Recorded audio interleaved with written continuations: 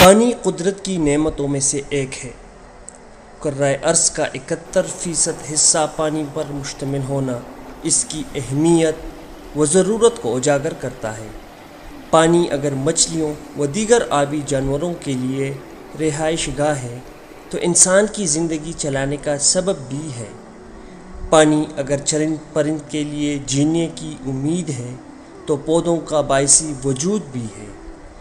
گویا اس جہاں کی ہر ایک جاندار شے پانی کی موجودگی سے مشروط ہے۔ پانی نہیں تو زندگی ہی نہیں، پانی نہیں تو کوئی وجود ہی نہیں۔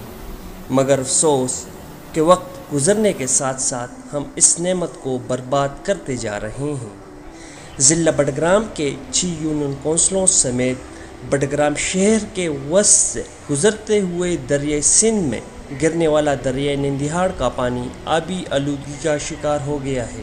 نندیاڑ اس علاقے کا قدیمی نام ہے جو اسی دریا کے پانی کی مناسبت سے رکھا گیا تھا۔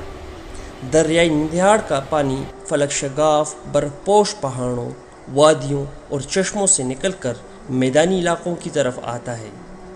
90 کے دہائی تک دریائے نندیاڑ کا پانی پینے اور روزمرہ کی زندگی میں استعمال ہونے والا پانی تھا، لیکن جب سے بٹگرام میں انسانی آبادکاریاں بڑھنے لگی ہیں، اس کے بعد سے نندیاڑ کا پانی آبی آلودگی کا شکار ہونے لگا ہے۔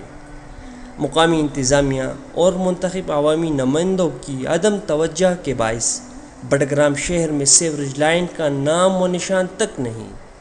بٹگرام کے لوگوں نے آسانی کی خاطر رہائشی مکانات، ہوٹلز، مساجد کے ساتھ متصل لیٹرین اور عوامی لیٹرینوں کے لائنوں کا رخ نندیاڑ کی طرف کر دیا ہے۔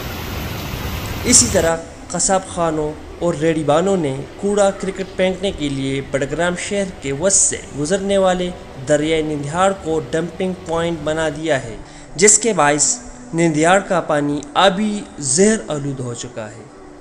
گلوبل وارمنگ تبدیلی کی پیشن گوئی کے مطابق آئندہ چند سالوں میں پانی کی سطح انتہائی نچلے لیول پر آنے والی ہے۔ دوسری طرف بٹگرام عوام کی جانب سے پانی کی بے قدری کو دیکھ کر ایسا لگ رہا ہے کہ بٹگرام جیسا پانی کی سہولت سے مالا مال ضلع آئندہ چند سالوں میں ترپار کر بڑھنے والا ہے۔ اب بھی وقت ہے، آئیے مل کر نندیاڑ بچاؤ مہم کا آغاز کرتے ہیں اور دریائے نندیاڑ کے پانی کو 90 کی دہائی کی طرح پھر سے محفوظ بناتے ہیں۔